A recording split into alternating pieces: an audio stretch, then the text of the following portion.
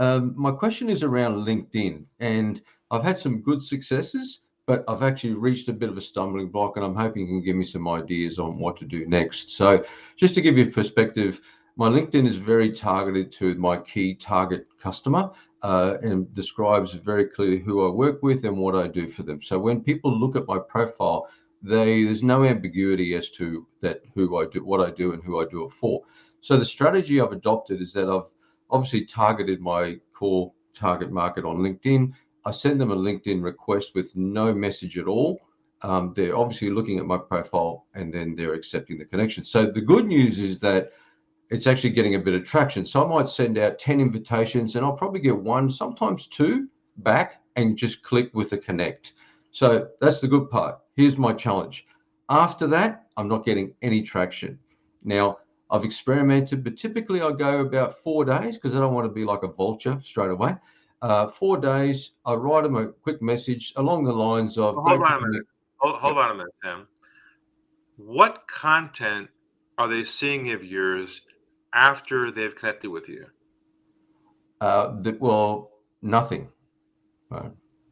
All they're doing is they've gone, I'm assuming, they don't know who's this guy. They go to my profile. They see that I work. So it's funny about that because somehow we think if someone accepts a connection, we're in business. Yep. That's maybe a baby step, yes, in the process. That's good. You have a connection, but it's still a very small flame in the process.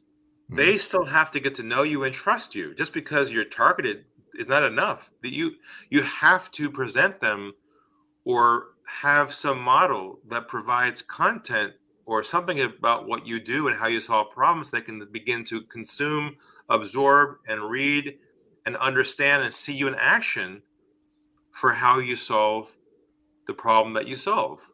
So you need to start thinking about what can you do to show your contacts list that you're the authority in what you do. Because if you start to do that, then reach out to them, you'd have a higher likelihood of making that opening with them to want to talk to you.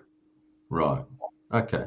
So you're suggesting instead of the direct conversation, go post, show them what I do, that sort of thing, and then afterwards have an attempt to have a consultation. See, it's a big assumption just because they connected with you that they're going to jump from there to talk to you, which is very unlikely nowadays. Because, here's the reason why.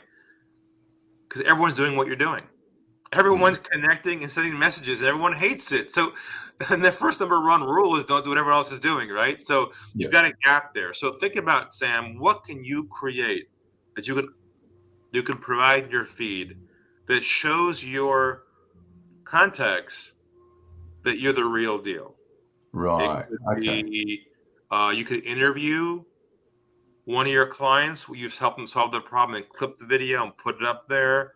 I think the best model for content in a situation like this is demonstration. The demonstration of your capability. I mean, like our content is mostly clips like these showing how we solve problems, not just articles on general things. We have content, but something around the idea of demonstrating your power. And that's really, I think, the best way to go about it. All right. So what you're saying is don't engage in a conversation with them after they connect until they've seen some content and got an idea of what I do, how I do it, build a bit of trust in that regard, and then possibly engage with them a little while after that through the direct. Because you'll burn the lead if you reach out to them the first time without the content absorption, and then a reply back. You can't go back again. They're going to feel like you're annoying them. Yeah. Oh, that makes total sense, Ari. I knew you'd have the answer. I thought I'd stump you, but clearly not.